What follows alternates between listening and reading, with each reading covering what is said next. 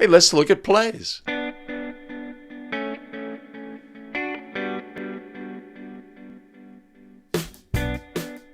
Greetings. Welcome back to another episode of the Basketball Rules Expert, the show where we take National Federation of High School Basketball rules and lift them off the printed page, breathe life into them, simplify, clarify, amplify, so we can take those rules with us onto the basketball court where it is most important. Greetings again, everybody. My name is Greg Austin with A Better Official. We craft video to help basketball officials get better, and I've been a basketball official here in the beautiful San Francisco Bay Area for over a decade. Consider myself knowledgeable about the rules of high school basketball, have a passion for helping explain those rules to others so that we can all get better together. If that's the video content that you find valuable, great time to consider doing all the things, the like and the subscribe and the notify, so you don't miss out on any of our new content. As we like to do, allow me to thank our tremendous show supporters: Brad Rehwaldt, Shane Parker, Chuck Ratliff, Les O'Connor Jr., and Jacob Krause. Much appreciated and much love. You want to support the show? There'll always be a link down in the show notes below. Tremendous. All right, let's get started today with our episode. Only a few questions in this episode as we work through our new format. Scenario number 1.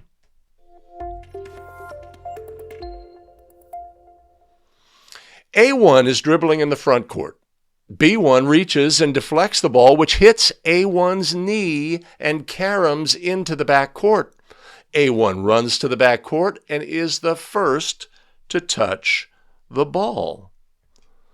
The officials give the approved NFHS signal for a deflection and rule this a legal play. Were the officials correct? Yes or no? Players dribbling in the front court. We see this all the time. There's a lot of confusion about this play. Players dribbling in the front court. Ball is deflected by the defender off of the ball handler's leg into the back court. They run to the back court and retrieve the basketball. What do we have on this play? Let's review a couple of key pieces of rules that we need to evaluate this play. First of all, we have to understand the fundamental rule, 9-9-1, the backcourt rule, Article 1, could not be clearer. A player must not be the first to touch the ball after it has been in team control in the front court if he or she or a teammate last touched or was touched by the ball before it went into the backcourt. Clear, concise. Now, there's some additional language that's been added to the rule, the exception, which is not actually an exception, but NFHS added it because there was so much confusion when they changed throw-in rules to include team control during a throw-in, right? So they added this exception language. We can look at that. A ball in team control of Team A in the front court that is deflected by a defensive player, which causes the ball to go into the back court, may be recovered by either team unless the offense was last to touch the ball before it went into the back court. If the offense was last to touch the ball in the front court, only the defense can legally recover the basketball. That's all a long way around saying the fundamental rule. After a team has team control in the front court, they cannot be the last to touch the ball in the front court and the first to touch in the backcourt. And it's touch or be touched by, of course. And we have on this play a situation where the player was touched by the ball, right? It deflected off of their knee. We can also look at the fundamental rule about team control, Rule 4.12.2, Article 2, a team is in control of the ball. A, when a player of the team is in control while live ball is being passed among teammates or during an interrupted dribble when a player of the team has the ball for the disposal when a player of the team has disposal of the ball for a throw-in. And that's part of the confusion, is this rule contains that throw-in component, which created so much confusion. Put that there.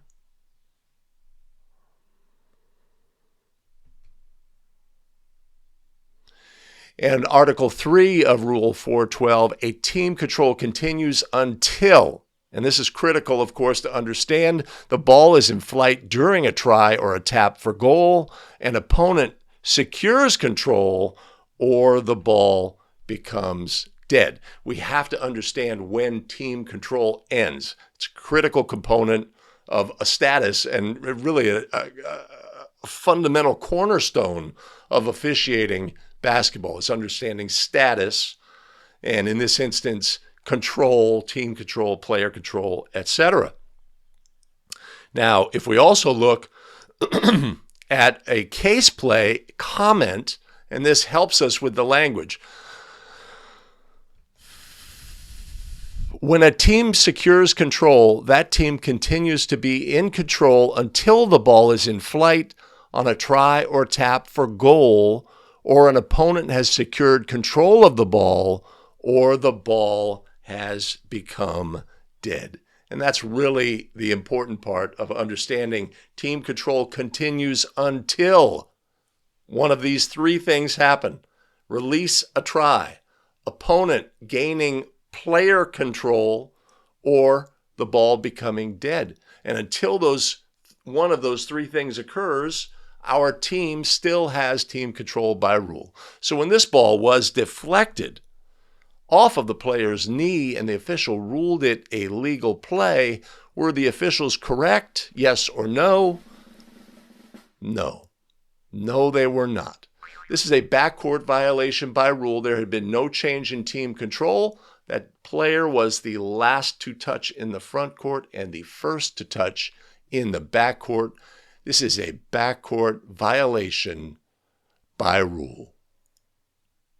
To our next play scenario.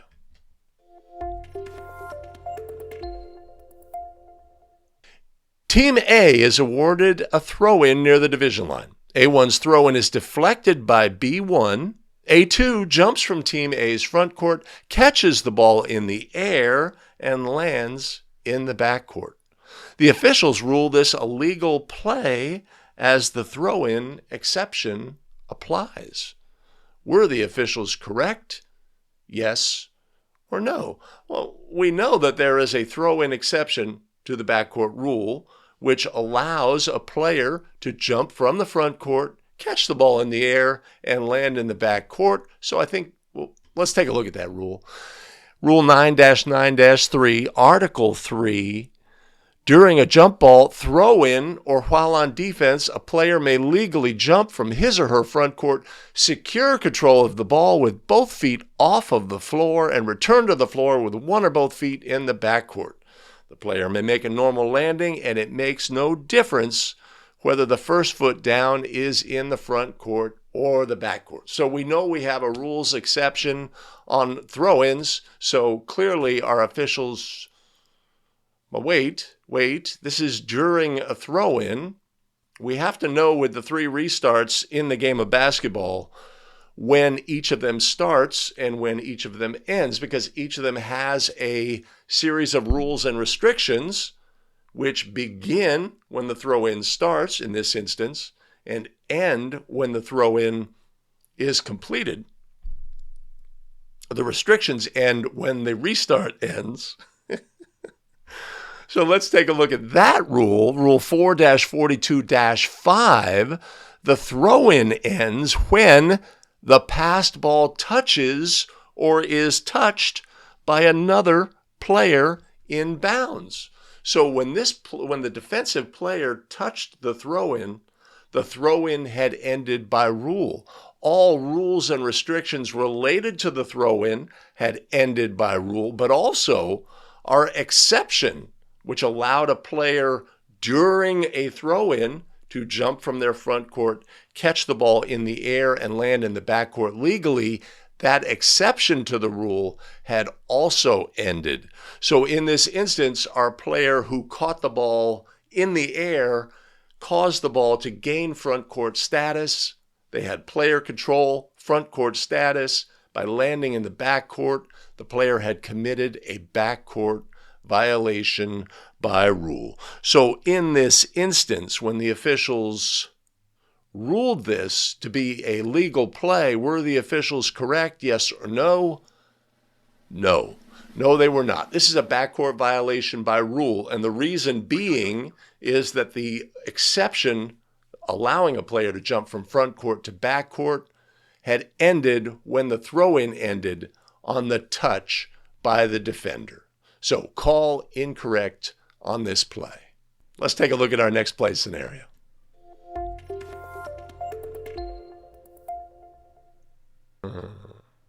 A1 is fouled by B1 during rebounding action. The players then go face-to-face, and a double technical foul is called. The original foul by B1 was the team's 10th team foul. The officials report all fouls and then resume the game with 2 free throws by A1 with players filling marked lane spaces. Were the officials correct? Yes or no? So A1 during rebounding action is fouled.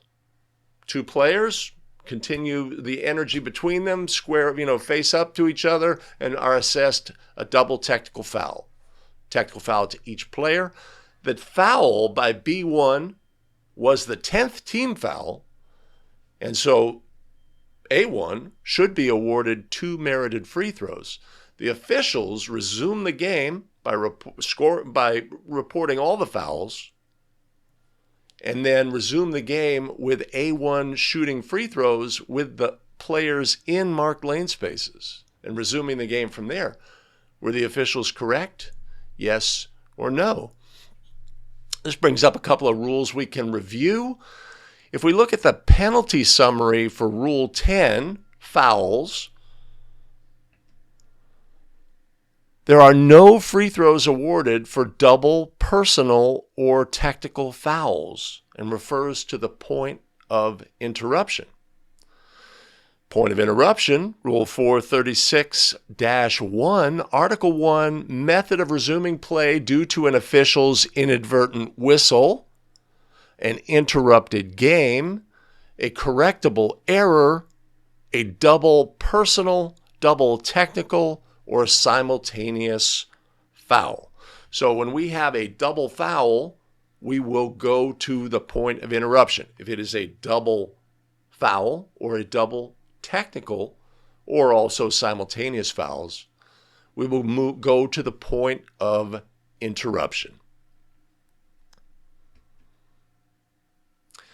Rule 436, point of interruption, Article 2, play must be resumed by one of the following methods: a free throw or a throw-in when the interruption occurred during this activity, or if a team is entitled to such.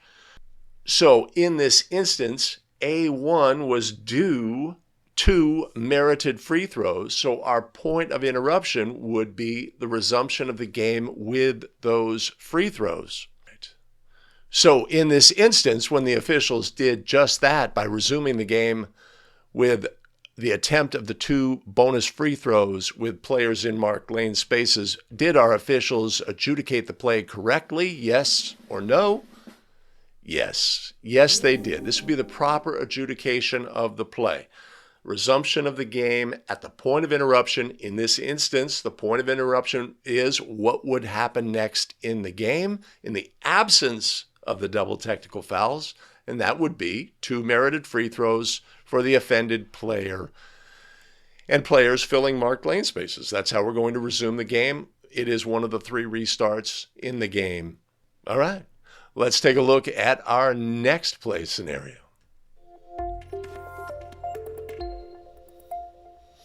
A1 is disqualified for receiving a 5th personal foul with 2 minutes remaining in the game.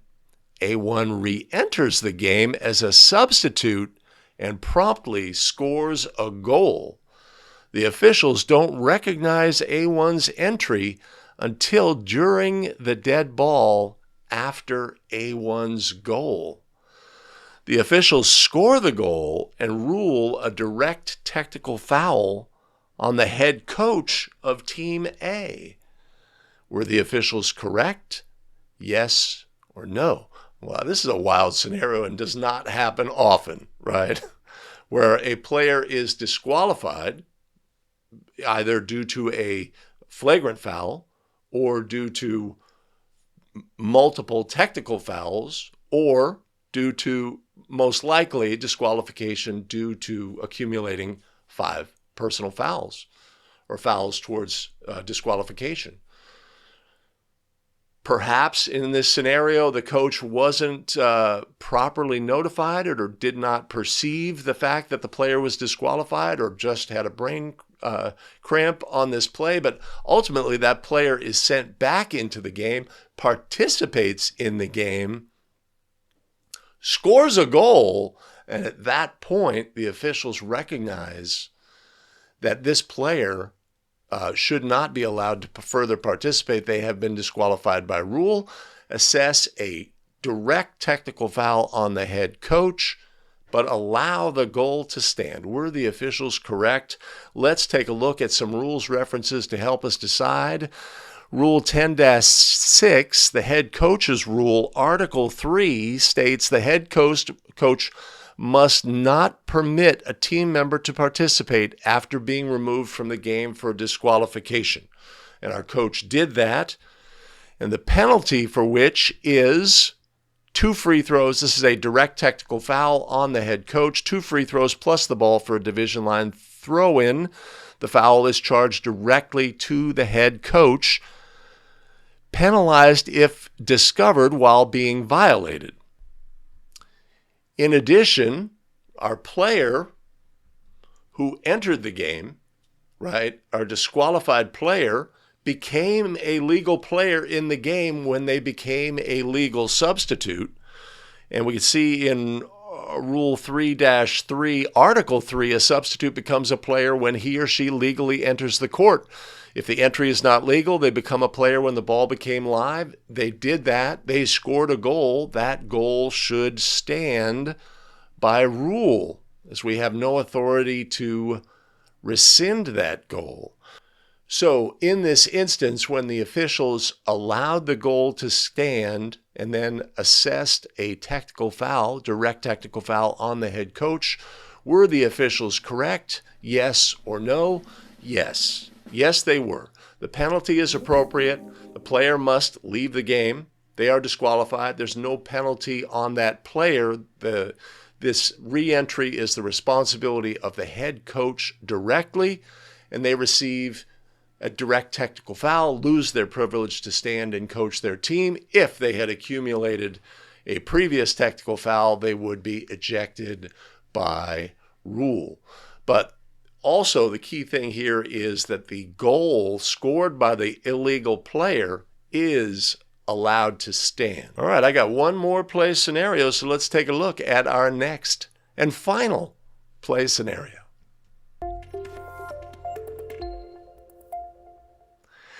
During the jump ball to start overtime, jumper A1 bats the tip, which caroms off the tossing official's head high into the air.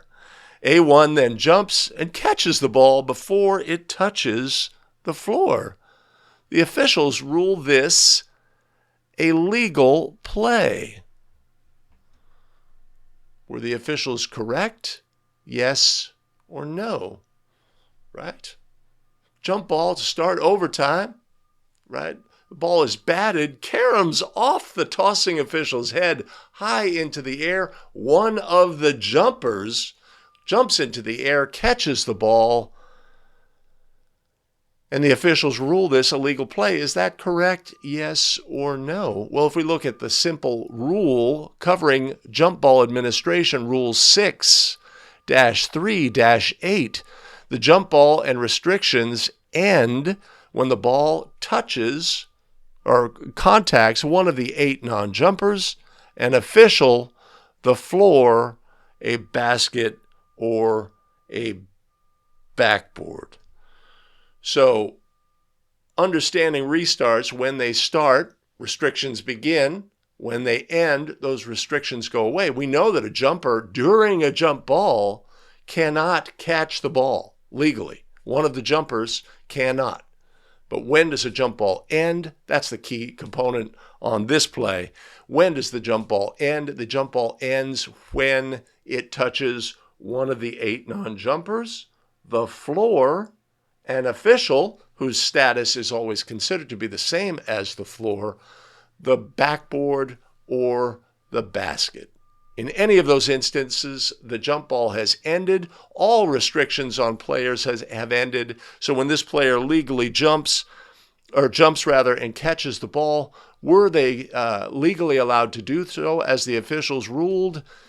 The officials were correct. Yes, they were. This is a legal play because the restrictions that occurred during the jump ball had ended by rule when the ball contacted the official. Hey, thanks for joining us today for the Basketball Rules Expert.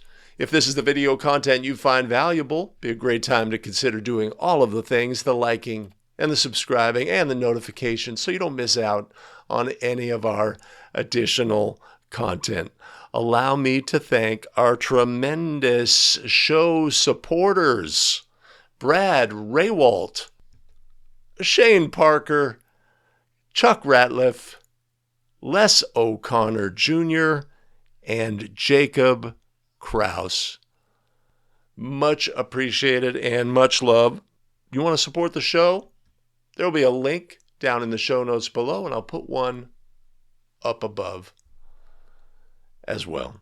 We have additional content available here. Here is a video that I have selected for you. Here is a video that YouTube has selected for you. You make your selection, and we'll see you in the very next video. Take care.